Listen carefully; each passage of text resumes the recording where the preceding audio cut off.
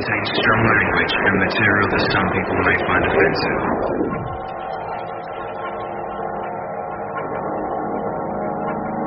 When rage and dark night shouting swell and burst through lips, and still you scream until you shouting them off. When friends and strangers both be strange to you, so there be nicks between them all and river mud. And when all platforms stand, and then see train, and think, here comes my switch off, all off switch, off jump now, down, dandle. And when ye find ye fingers dialing friends, although you long since lost the line, and mouths speak half a conversation that always ends as you are chucked and sacked and sobbing like whose pissy blubber weeps. Then welcome. Who's this welcome? In blue jam, blue jam, blue jam, blue jam, blue jam, blue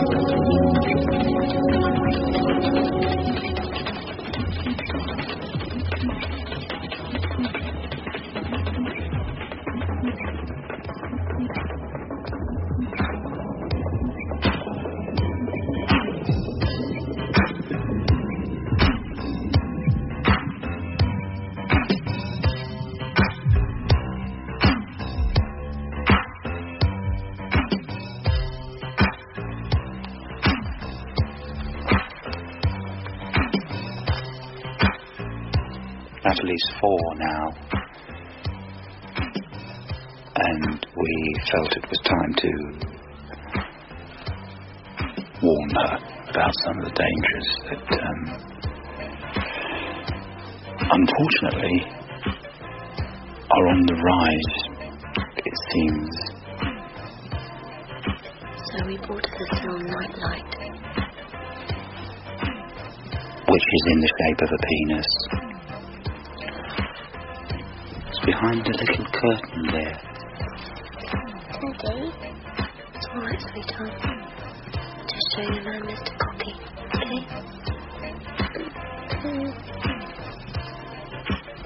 So you switch it on. And it just sort of says what a bad thing a penis is. Yes. And there's a quite powerful spring lever on the side. That snaps down on her fingers if she tries to touch it. It definitely works. Yes. She only gets snapped about 4 times a week now.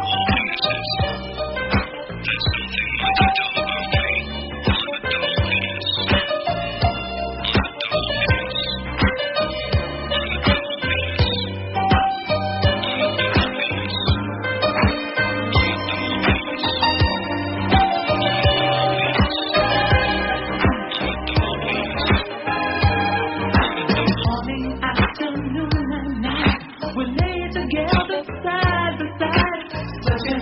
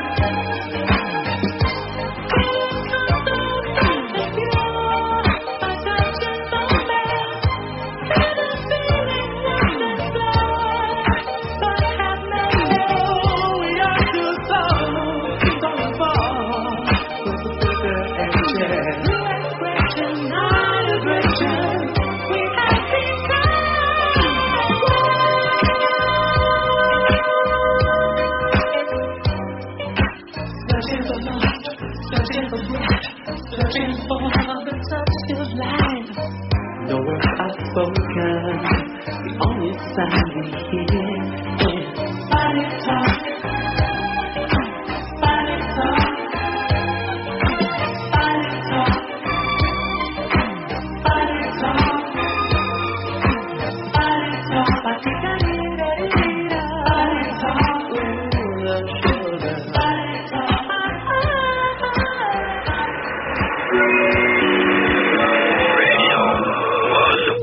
Presents the peculiar sound of Simon Mayo lying in a ditch.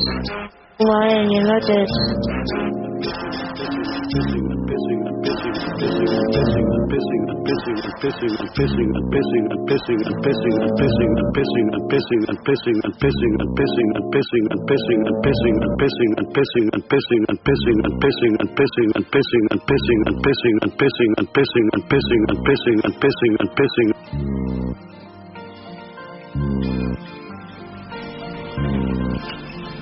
Yep. Thank you. My name's Robert Varley, and I suppose I spend most of my time getting people to have unnecessary operations. Alastair, could you take that bow now for me, please? What, this one? Yes, the little one in the hand. It's more than a hobby, really. It could be quite a job. No, take it out. Yes. I want to put it in my mouth. Very well. I'm very good at persuading people to take surgery. I've got a lot of friends, a reasonable amount of staff, and a nice amount of money. So, how's the leg, Oswald? Fair enough. I've got a bit of a limp, though. I can't help thinking you might do well to have an operation. On the leg, though. Not exactly hung rough. If you had an operation, a brand new car with automatic transmission might be very useful. I could get you that. If you were to have an operation. Yeah? A couple of weeks in the Caribbean. Bit of a rest for the leg after the operation. I could probably sort some tickets out for that. 2 or 3 weeks. No. I think it's for the best, Oswald, don't you? Aye. Cheers. Well done, good decision.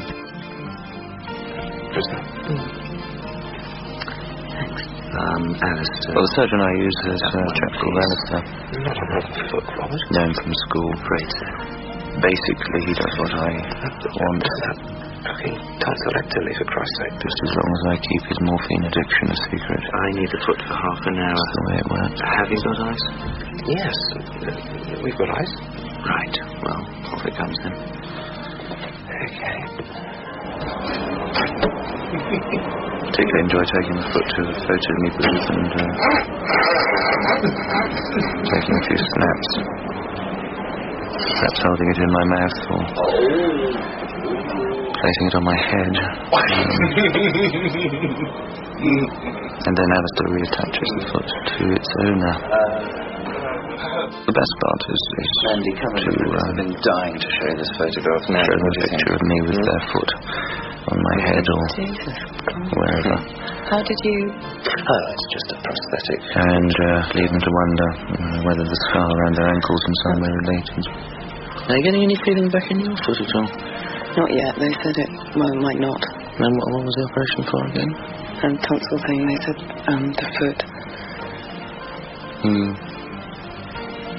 Excellent photo, isn't it?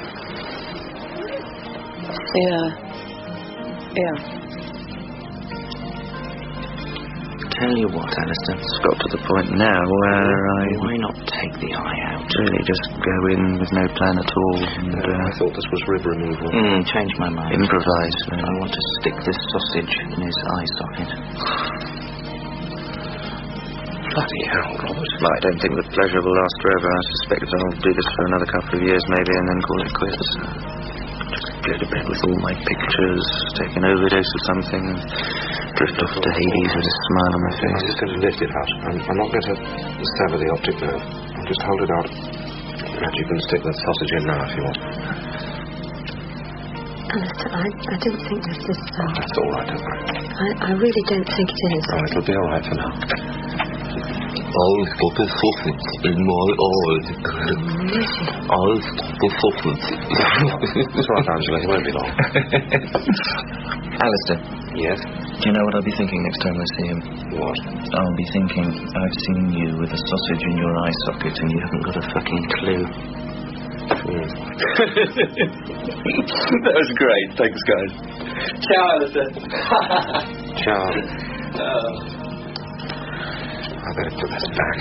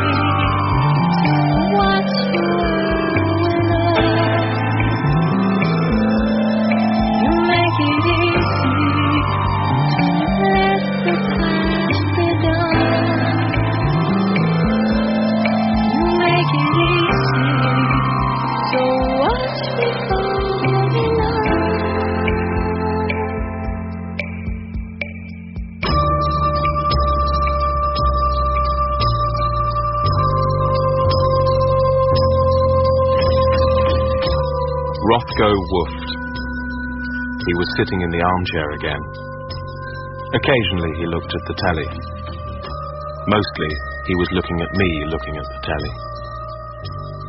Rothko didn't want me there in Imogen's house that I was supposed to be looking after. I looked at him now, a big Irish wolfhound, deep dark eyes. In one I could see Imogen telling me to take him for walks, but not to let him off the lead as he hadn't been squirrel trained. And in the other I saw me, saying yes, and don't lose the keys like you did last time, you worthless little prick. God, your mother hates you. My brother was there over my shoulder for that bit. I double-locked the front door and looked at the keys. What shall we do with these? I said to Rothko. He looked quizzical. Probably better to leave them safe in there, isn't it? I said, and posted them back through the door. Now don't lose the dog. I made a noose with the hand end of the lead and looped it round my own neck. I had to stoop slightly, but I figured the knob of my head would stop us ever becoming separated. So we clattered to the park, Rothko galloping ahead, me stumbling behind like a bear running too fast down a hill. 20 yards into the park, Rothko glimpsed the duck pond and bolted.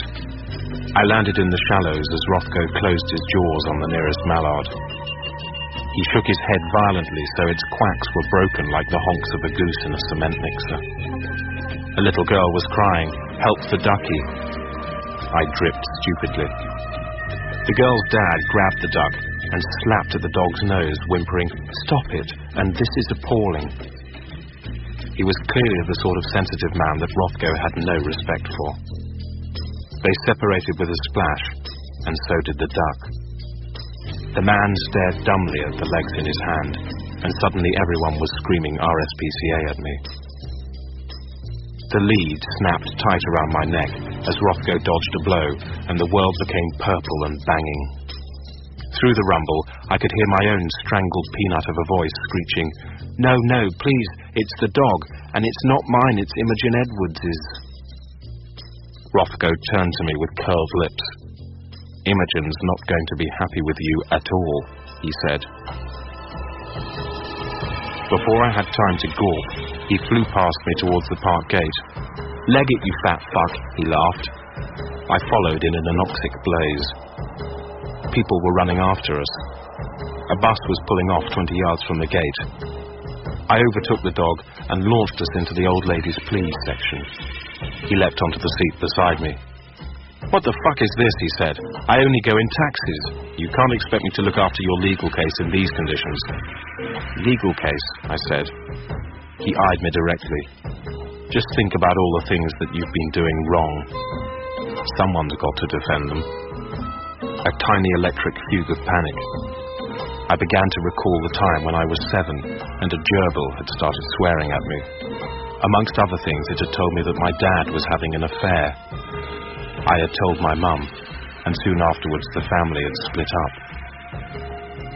"Are you the gerbil?" I said. "Now you're losing it," he replied. "Yes," said the conductor. I had no money. "Ask him if we can pay on account," said Rothko. "Can we pay on account?" I said. The conductor eyed me suspiciously. "Pay your fare now or get off." "Tell him you'll only pay if he can prove you will definitely get to the next stop," suggested the dog. I did. The conductor looked at me as if his mother had just walked out of my nose. "Tell him I'm a lawyer," the dog said. I knew I shouldn't, but I did that too. At the next stop, we were shown the pavement. I looked at Rothko. "Why are you talking?" I said. "Dogs don't talk." "So why are you asking me?" he replied. "Don't try to be clever," I said. "No, I am being clever." "Well, that's ridiculous," I said, "because you're only a dog." "Well, if I am only a dog, then you should be able to answer my question easily." I know about panic attacks. I know I have to find something very mundane and ordinary to do to talk myself down. "Have some tea," said the dog. I know that, I said. The cafe was full of people smoking and eating bacon and eggs. The dog sat down next to me. He turned to me and said, "I want a full English breakfast." "Stop freaking me out," I muttered. His lip curled with disdain. Get me some fucking breakfast, pickle pants. Then a new voice. Get that dog off my seat. The cafe lady was angry. Tell that fat cow I sit in a seat every day of my life and I'm not shifting now, said the dog. Are you going to get him off? Asked the woman more angrily. I'm very sorry, I said. He says he's my lawyer, but I'm still not sure. However, I don't want to risk throwing my lawyer onto the floor, bearing in mind the number of things I've done wrong. She glowered. I felt a situation happening, but I didn't know where it was coming from. Are you angry with me because he just called you a fat cow? I said. In the street, Rothko called me a hapless tit. He told me he had an empty stomach and was now unlikely to get a single detail of my case correct. I said I didn't care because since I'd known he was my lawyer, things had only got worse. Our bickering turned to swearing as we levelled with the church gate. A family was getting out of a car. Rothko cheered up when he saw this. That little girl has got a snotty hanky in her pocket, he said, and tugged me towards her. Why couldn't I control anything? The little girl squeaked with delight as Rothko stuck his nose in her pocket. Her mother patted him on the head and asked me how old he was. The dog said he was 5. He says he's 5, but in fact he's 7, I said. The mother looked at me and decided I was joking. Rothko rooted for the hanky, but the pocket was small. Sorry about him, I said. He's not a very good dog, but he's an even worse lawyer. The father smiled politely and urged them towards the church. Leave them now, I said. The little girl turned back. Rothko made to follow. Look, if you don't stop this now, you're fired, I shouted. The family were looking at me now. I knew it was bad for people to see me threatening to sack a dog, so I repeated myself, but this time in dog language. The father shook his head sadly and whisked his family inside. It was a christening. The tissue girl and her parents had joined the others round the font. A priest was holding a baby over the water, and the baby was shrieking like ripping metal. I can do that, said Rothko, and began to howl idiotically. Shh, I said, and tried to hide it with a cough. Is there a problem back there? Asked the priest. A fat drumming now in my skull cheeks. You're ruining this christening, I said. It's not me, it's you, said the dog. What? Well, I only came in here so you could seek forgiveness from God. What for? For what you're about to do, said the dog, and looked me straight in the eye. I felt sick as diesel. Is something wrong? Said the priest. Say there is, said the dog. There is, I mumbled. All eyes turned to me. What? Hot iron in my nose. Look at the baby, said the dog. I looked at the baby. Its head swiveled towards me. Then it screamed. Tell them my mother is a whore and the priest fiddles with children. Oh, now look what you've done, I said to the dog. I've seen his notes, said the dog. It's true, you must tell them. What's the problem, said the priest. Ball lightning in my stomach. The baby still staring at me. Go on. You rummaged the kid's pants, and she receives the cocks of paying men. The priest's mouth fell open. The baby said, sucker. Its father started towards me. The baby told me, I stammered. Rothko lurched towards the little girl who was waving her tissue. The baby's father grabbed me by the neck. The dog leapt. The girl's mother plucked her from the floor and the dog clattered into the priest, knocking the baby from his hands. The baby's mother screamed. The father released my neck and spun towards his wife. I looked at the dog. Ha ha, you're doing all this, he laughed and grabbed the tissue from the girl's hand. The baby was still in the air. I looked at the dog again. What the fuck do I do now? Don't ask me, I'm only a dog, said the dog, and pelted down the nave, through the porch, down the path and straight into the road where he slapped into a van, staggered around and fell over. Manic birdsong. I dropped to my knees in the road. Blood oozed from his mouth. I can't defend you now, you know, he said. Sparrows singing the Dies Irae. Could you recommend someone, I asked. Try the baby. Really? Oh yes, he said, and smiled. Then he went quite quiet and still. I managed to crawl back to Imogen's house. The baby had not been much use, but its father had given some advice to the soft tissues in my face and groin. I lay outside her front door and wondered what to do. The best thing will be to write a note, I said to myself. I'll write a note and explain everything. My note said, "Thanks for Imogen. Sorry about the dog. The duck was in bits. The thing was talking as well, but told me not to say, but I followed it. The car did it. The keys are in the wrong half. I went away. It's all right, please." Roscoe? Roscoe? Roscoe! I know that's what I wrote because I just found the note in my pocket. Here's another. This one's to me. It's from the dead dog. It's a very angry note. Here's one from the dog's mother now. She's even crosser. I don't go to the park now. The ducks tell everyone things about me. They tell everyone I thought a dog could talk. Shut up, I said when they did, but they didn't. And I hate them now. The ducks.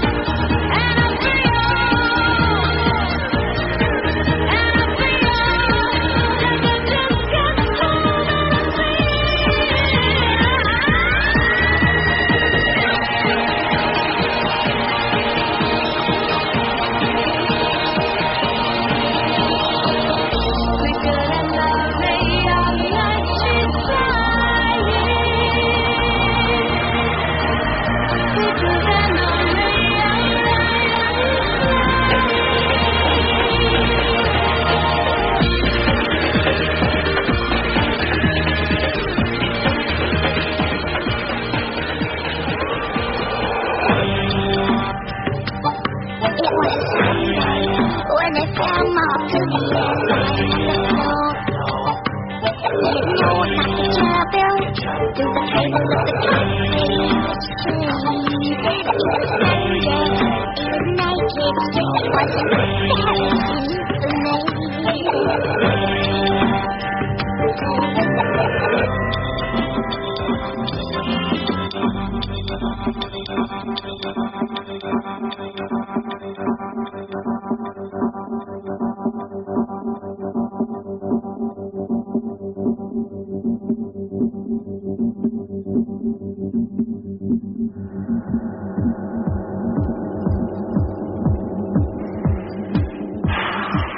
think that my biggest fear right now is definitely getting the gush.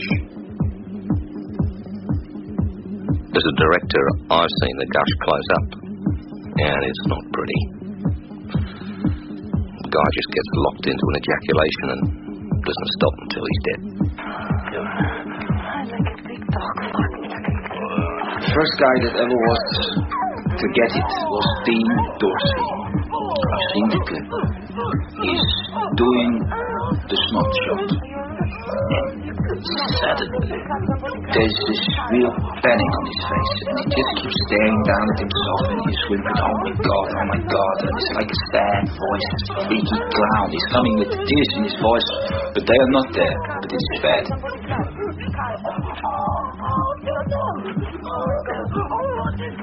I threw ice on his balls, tried to de-stimulate him with a dog carcass, but he just kept popping the protein.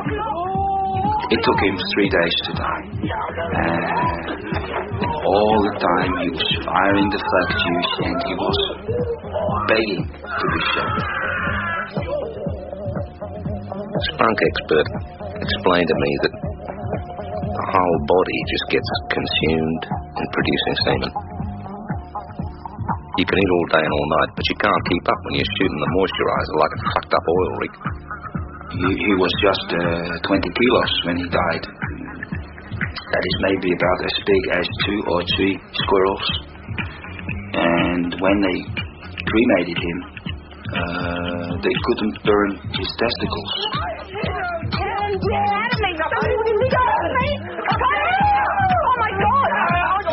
The guy with the gush is suddenly in big demand for cream scenes all over town. There are special agents for it. You see a black limo with a flashing light and a siren. Chances are that's a jam wagon with some poor kid in the back, groin going off like a sick snake. Gush agent clutching a supply of dick nappies, trying to cram in as many jobs as possible before the spunk turns red. Yeah, it goes red and then it turns black. And that is when you'd better watch that you're not piling the pearls into St. Peter's dress. No, but it's not funny at all. In the reality perception, there is this tragic, and that is where it is. That's why I am doing only softcock porn now. These scenes where you just push it in with your thumb or a winkle poker, and it is flaccid. A lot of guys are going invertebrate now. But it's not easy to keep jelly when you're in a woman. It's not much fun, softcock. It's like trying to tighten up a screw with a maggot. And keeping the lobe in a sexy thread, that is very tricky. But I guess in the end it is squirting up your squid to death.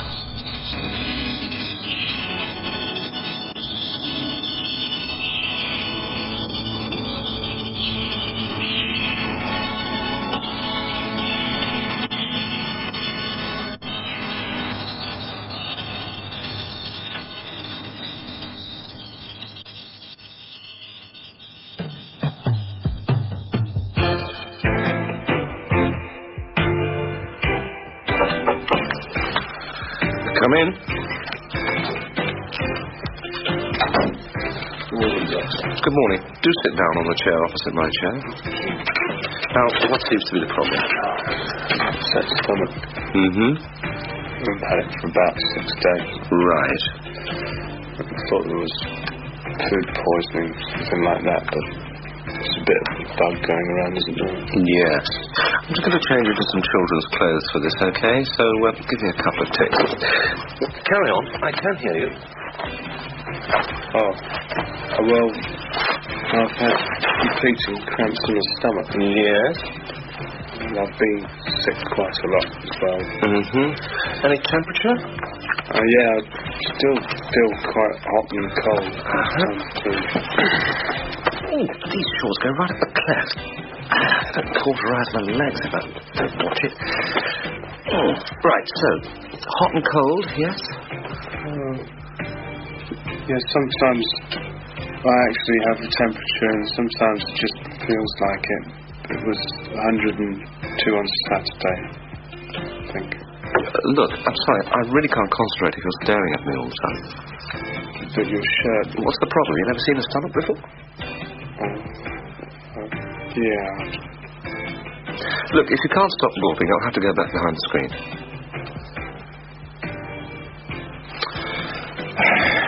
Right, so... Temperature? Yeah, it keeps coming and going, but mainly I'm just being sick a lot. I can't eat. Hang on, I've just had a thought. Since I'm behind the screen, I could be wearing nothing, couldn't I? Carry on. Well, that's it really. I just can't keep anything down. Doctor, are you undressing now? Yes, of course I am. Oh, I don't think I...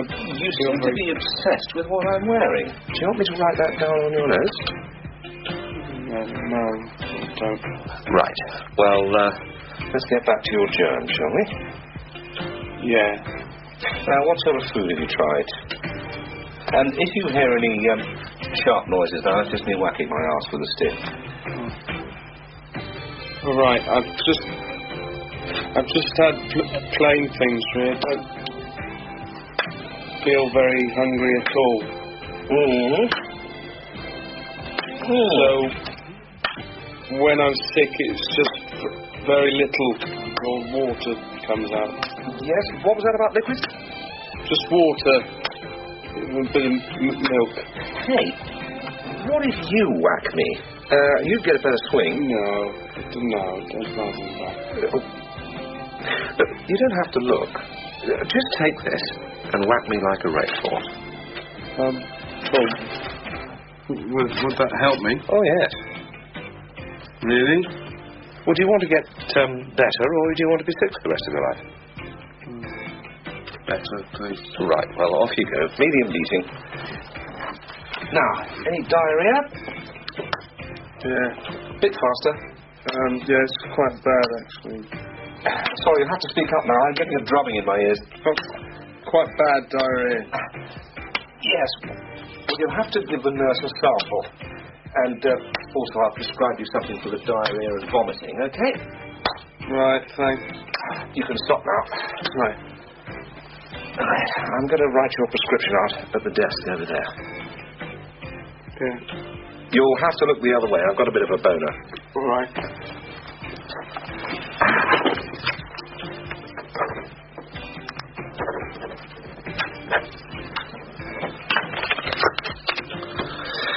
Right, there you are.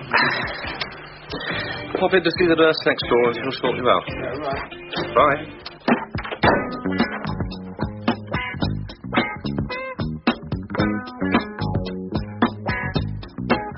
We got to stop from messing up the light. When what we understand, this is my lesson of it's everybody. It's a future shot.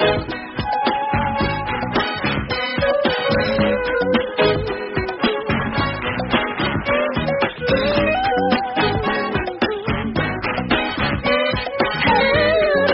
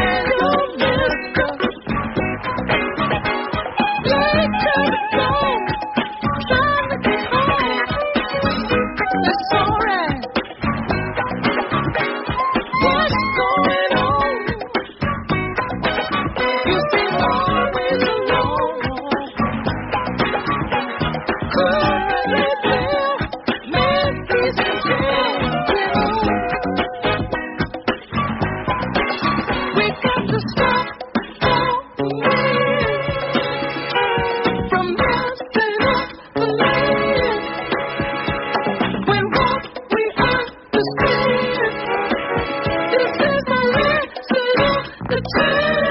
Everybody is the future shock. The future shock.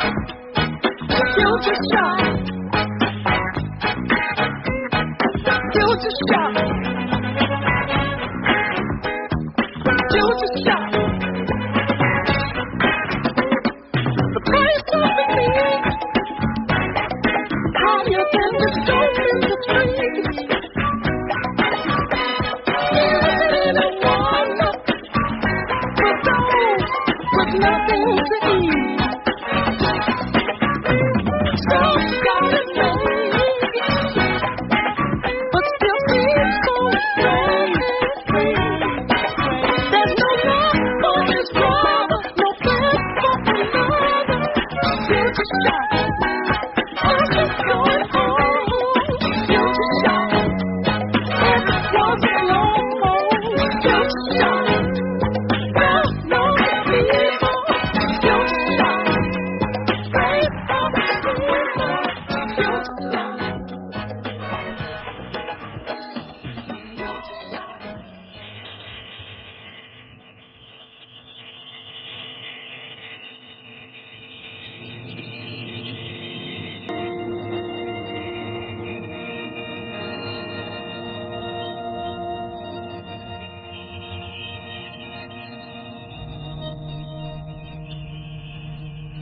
I really am very impressed.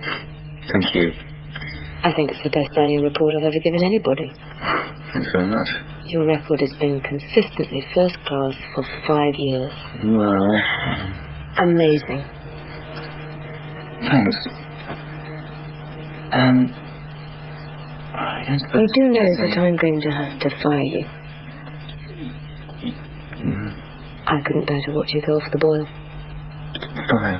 It would be too painful. Well, I could do better. But what if you didn't? It would be unbearable. It would be, I don't know, like getting cancer in your best organ. I'm sorry, Gavin. You'll have to clear your desk by the end of tomorrow. Well, I'm really sorry. You know, this is really upsetting for me. for you. Of course. Will you give me references? Sorry. What? I'm going to have to give you really shit ones. So, I don't really know what else haven't you, do I? Jesus. It's horrible, I know. It's fucking awful, but, What am I going to do? move away somewhere. Miles away. For God's sake. Look, I'm already sacking you. Don't force me to hound you out of your house with bricks and men.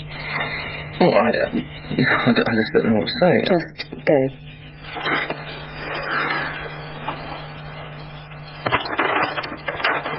I'll treasure these, Gavin.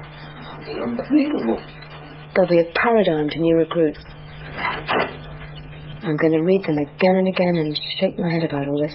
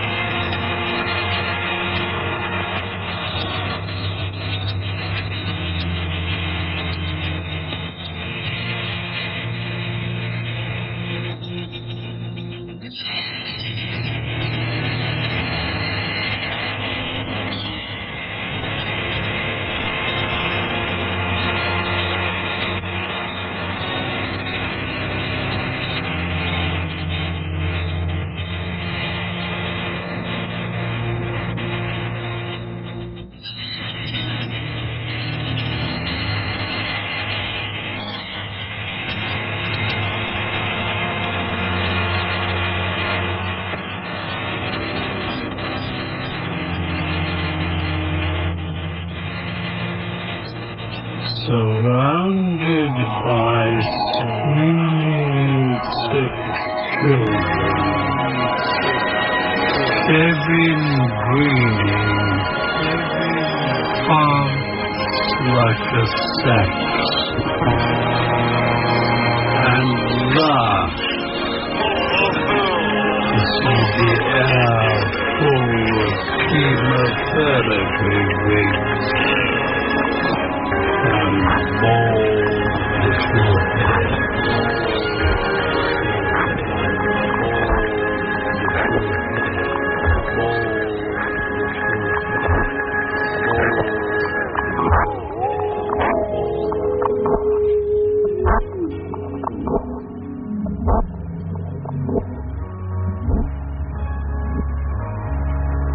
My name's Adrian Pavis, and I keep canaries.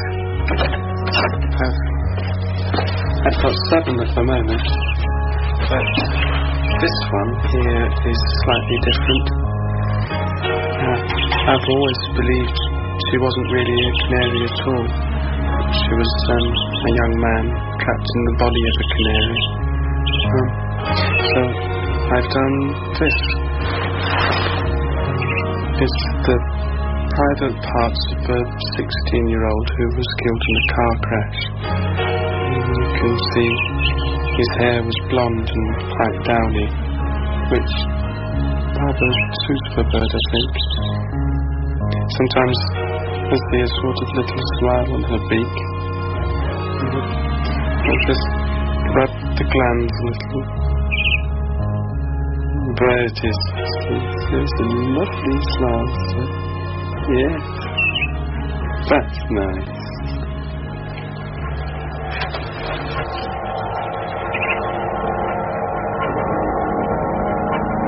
When rage and dark night shouting swell and burst through lips, and still you scream until you've shouting them off. When friends and strangers both be strange to you, so there be nicks between them all and river mud. And when all platforms stand, and then see train, and think, here comes my switch off, all off switch, off jump, now down, dangle. And when ye find ye fingers dialing friends, although you long since lost the line, and mouths speak half a conversation that always ends as you are chucked and sacked and sobbing like whose sissy blubber weeps.